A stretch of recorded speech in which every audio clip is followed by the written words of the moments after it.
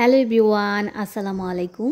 আজকে আমি তোমাদের সকলের সাথে সবার পছন্দের একটা খাবারের রেসিপি শেয়ার করব। আজকে আমি শেয়ার করতে যাচ্ছি বট বা ভুরি বোনা। এই বট বা ভুরি বোনাটাকে আমি আজকে করছি বেগুন দিয়ে। আর এইভাবে বেগুন দিয়ে বট বা ভুরি বোনা করলে এটা খেতে আমার কাছে অনেক ভালো লাগে। আশা করছি তোমাদের মধ্যে অনেকেরই এই খাবারটা অনেক পছন্দের, কিন্তু যারা যারা এখনো রান্না করোনি তাদের জন্য আজকের রেসিপিটা। আজকে বেগুন দিয়ে বট রান্না করার জন্য আমি এখানে প্রথমেই কড়ার মধ্যে দিয়ে দিচ্ছি 1/4 কাপ পরিমাণ সয়াবিন তেল। এখানে আমি বেগুনের পরিমাণ অনুযায়ী তেল দিয়েছি, আপনারা বেগুনটা যেই রকম নেবেন ওই অনুযায়ী তেল দিবেন। এবারের মধ্যে আমি দিয়ে দিচ্ছি 1 টুকরো দারুচিনি আর একটা তেজপাতা। আর এখন এর মধ্যে আমি দিয়ে দিচ্ছি 2 থেকে 3টা পেঁয়াজ কুচি। এখন পেঁয়াজটাকে কিছুক্ষণ ভেজে এর মধ্যে আমি দিয়ে দিচ্ছি 1/2 চামচ পরিমাণ আদা বাটা আর 1/2 চামচ পরিমাণ রসুন বাটা।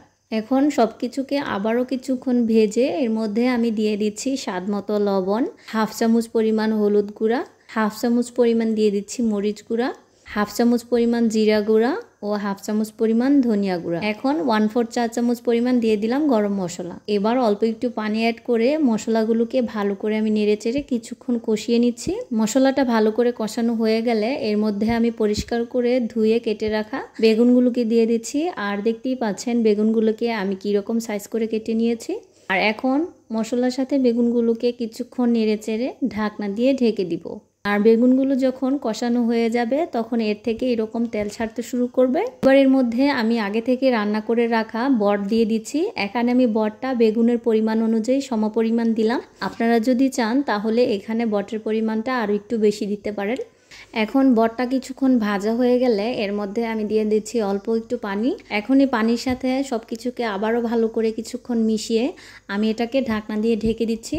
আর এখন যখন বটের পানিটা পুরোপুরি শুকিয়ে যাবে তখনই কিন্তু আমার রান্নাটা পুরোপুরি রেডি হয়ে যাবে। আর দেখতেই পাচ্ছ রান্নাটা খুব অল্প সময়ের মধ্যেই হয়ে গেল। এখন এর উপর দিয়ে আমি দিয়ে দিচ্ছি অল্প কিছু কাঁচামরিচ আর দিয়ে দিচ্ছি অল্প একটু ভাজা জিরা গুঁড়া। আমার কাছে রান্নার শেষে এরকম একটু ভাজা জিরা গুঁড়া দিলে আমার কাছে খেতে অনেক ভালো লাগে। আর এখন সবকিছুকে আবারও কিছুক্ষণ নেড়েচেড়ে মিশিয়ে আমি চুলা থেকে নামিয়ে নিব। আর দেখতেই পাচ্ছ রান্নাটা কিরকম হয়েছে, আর এর কালারটা মাশাআল্লাহ খুব সুন্দর হয়েছে। আর এইভাবে রান্না করলে তোমাদের কাছে অনেক ভালো লাগবে। এবার আমি তোমাদেরকে এটা সার্ভ করে দেখাচ্ছি যে এই রান্নাটা কেমন হলো। আর তোমরা যদি চাও তাহলে এইভাবে বটটাকে রান্না করার পর আরও বেশি কিছুক্ষণ সময় নিয়ে ভালো করে ভেজে নিতে পারো। আর আমার আজকের রেসিপিটা তোমাদের কাছে কেমন লাগলো অবশ্যই কমেন্ট করে জানাবে। আর ভিডিওটাকে বেশি বেশি শেয়ার করবে। আর তোমরা যে যেখান থেকে আমার ভিডিওটা দেখছো সকলেই ভালো থেকো, সুস্থ থেকো। আল্লাহ হাফেজ।